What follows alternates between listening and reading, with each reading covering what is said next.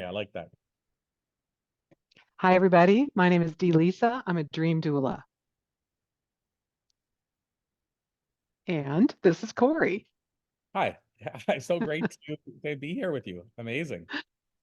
Oh, I'm so glad you're here. And just before we started recording, we talked about missing flights, having flights change, having entire websites crash, but you're going forward anyway. Good for you.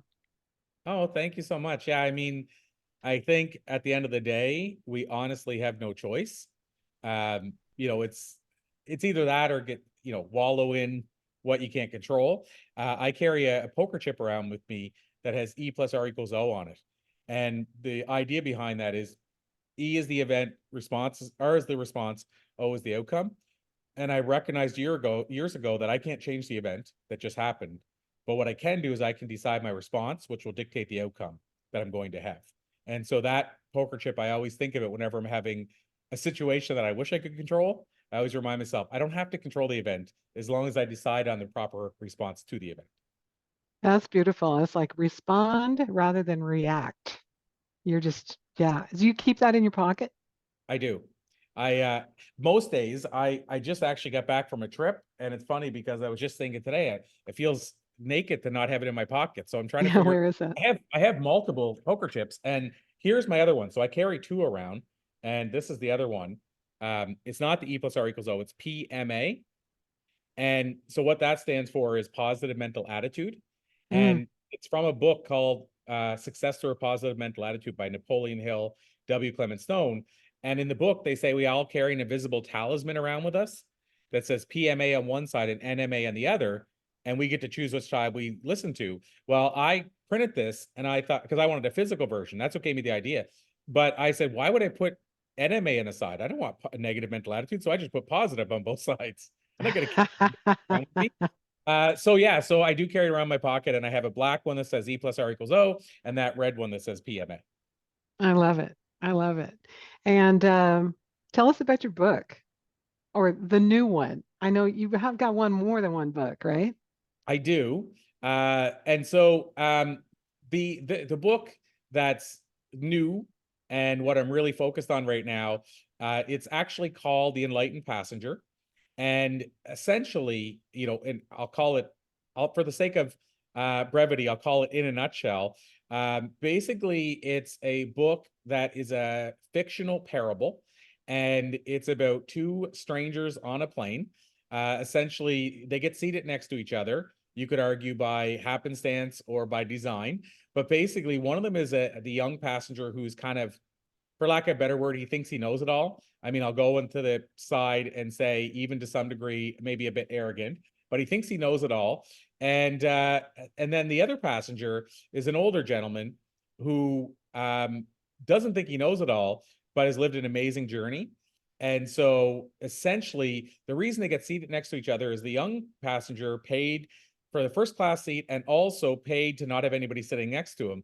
But they actually bumped the older gentleman up from economy because the plane was full. And so the young guy doesn't want to listen, but he catches wind that the older guy is become rich, and he's thinking only money rich. So he's like, I want to figure out how he made the money he made. So I will listen to him to learn that. And so ultimately, he listens. Ultimately, also finds out the older guy is rich financially, but more importantly, he's rich as a person. And so Mm. the elder gentleman teaches the life lessons, the 10 life lessons he's learned in his journey thus far to the younger passenger. And I feel technically then he's teaching it to us as well as the passengers that are reading the book. So I that's it. love that. Oh, I love that analogy that you're it's a story about a passenger, but you're a passenger while you're reading the book because of course there's nothing better than a good book and you really get all the way into it. And just yesterday I was reading a book and I almost just stayed up all night reading it. I was going to go get eye drops and so I could blink a little bit and read more because I was so enamored with this book and I thought, "Oh, wait, she planted her garden. I wonder if it sprouted. I was like, oh, that's a story I'm reading. But sometimes it seems so real, and I just love it so much. So I'm excited for you. And this, I love the idea of a story told in a parable. It's a pretty old idea. I think there's something called a Bible that's filled with those things. There is, and more modern or recent, there's been a few books that really changed my life that are parables, which is probably why I was intrigued to write one. Mm, And those books would be like The Alchemist, yeah. which sold 300 million copies is the last number I heard. The Celestine Prophecy, which had a really big impact on my life, sold 40 million copies. The Richest Man in Babylon is another one. One of the people that other readers have read that they compared to what this book is written like is Og Mandino. So he wrote The Greatest Salesman in the World, Part 1 and Part 2, and about another 40 prolific books. And what I did, this is a side note, but what I did when I wrote this, I wrote it, my other book that I kind of pushed for years really hard is called The Book of Why and How. And I felt like it was like, I wanted to write it in the vein of Dale Carnegie and Napoleon Hill. So what I did was I immersed myself in only reading those books as I was writing it, like books from Nice. those authors. So I would write in that style. Excuse me. So this book, I reread Celestine. I read The Monk Who Sold His Ferrari by Robin Sharma. I reread The Alchemist. But I also really heavily immersed myself in Og Mandino's writing. And so I think that's probably why for some people it compares. But yeah, the parable side of things, I had written one before, but it was meant to be a business one, and I'd never written one like this. And so that was really intriguing to me, but also I feel like it wrote itself. So I was intrigued. I had the idea. I knew I wanted to be a parable, but once I started writing it, I feel like it flowed so much that I was just in the passenger seat, and it was I writing it. love that. I Yeah. love So that. I've heard other authors say that too. It's like I didn't even write the book. The words just came through me, like you're channeling it. yeah, I mean, and that's really what this book definitely was like. It wrote me, I guess you could say. Um, Yeah, and I will say too, one of the other things that was important to me was that in a lot of ways with a parable, it was teaching you life lessons, but it was masked in a story that meant you didn't feel like you were learning. So I wanted to trick exactly. you into learning, I guess is what the trick is a bad, Yeah. but you know what I mean? Like I wanted to have you learning without realizing you're learning, and then afterwards say, wow, I didn't realize. I learned so much from that. Yeah. Oh, that's so great. And also, I was thinking recently, it before I did what I do now, which is life coaching and being an artist, I was a realtor for 35 years. I did I read all those books you just mentioned, did all the workshops. And I remember there was a famous guy whose son now runs his company. I won't mention his name, but someone asked him like, hey, how can you have a beautiful home life? And he was teaching 300 plus realtors in a room how to make a lot of money. And he said, don't ask me. I've been divorced 3 times. And I thought to myself in that moment, wow, holy cow, we're all here focused on how to get the next transaction, how to sell the next house, how to maximize your money. And he's did his whole world by blowing up his home life. So I love the idea that this successful rich guy on the plane also has the rest of life good, not just money. Well, and to that point, it's interesting because one of the things I did differently, I think, with the younger person, and differently is subjective because I mean, every story has its own story and it's its own what's different and what's unique. But I think a lot of times when you have a one person learning from the other, the person learning, the younger one, or if it's younger, or what have you, uh, is struggling or they're not there yet, or they're like, can you teach me how to do it? The one difference with this passenger on the plane, the younger guy, is he is really successful financially. And when I say Yeah, financially, I mean like he makes good money, but it says in the story he spends it as fast as he gets it. So his home life's not rich, and he's not rich in money, but he's really successful to the eyes of everybody else. So it says that he's in sales and he sells like photocopiers and stuff like that and printers, which again I used to do. So again, loosely based on my life, but it said that he didn't consider a year a success if he made less than 750,000. So he's financially, and he talks about like his Rolex that he has a Rolex and he has like Beats headphones or like the buds or whatever that are like $300, and talks about how he just squishes them up and throws them into the, the bag. And so it's like, he's like, he drives whatever car, and, a certain suit and suits and all that. So he's all the outward makings of success, which is different. I think when you're learning from somebody else, usually it's like you're missing stuff, but he doesn't, he's hollow. Like he's out there making money and selling, but he doesn't have a rich life. He isn't a rich person in life. And like I said, he's spending it too. He's not saving anything. Yeah. So it's like, he's a partier. Like, it's those kind of things. But I think it makes it a bit different, because usually, like I said, it's the person that's like, teach me, master. I'm Yes. starting, and the master's like, oh, let me show you what I've learned. Whereas this is like, I don't want to learn from you. I'm already successful enough. Oh, Right on. wait, you figured out how to do this, and you're making more than $1 million a year? Oh, maybe I can just steal some ideas from you. I'll listen to you just to placate you, to steal ideas. That's kind Yeah. of the relationship they have at the beginning. Well, that's beautiful. That's so beautiful. So your passion is probably not just being an author. Tell You're tell the listeners what your real passion is and what you do, because the way I met you is through a speaking thing, because you're the speaker's coach, is what I would say. Did I get that right? I feel so. I mean, these days it's a little harder to have clarity and nail it down to one thing. Sure. But I would say, for the most part, for a number of years, it was speakers I was focused on. So that's a very accurate assessment. I branched it out a little bit in the recent years to be more of like, in some ways, I haven't got a term for this yet, but the person that's helping people become instant experts in the eyes of their clients. So I'd like to figure out what that term is, but the expert whisperer, like, and I'm not saying that in a way like I'm the master of it, Yeah, but that's hard to put in a phrase. well, it's where, instead of me helping speakers Yeah. become um, better known, building a career in that, I'm actually helping experts now instead. So that could be writers, authors, speakers, coaches, solopreneurs. So that's who I'm helping now, because we've expanded beyond just speakers.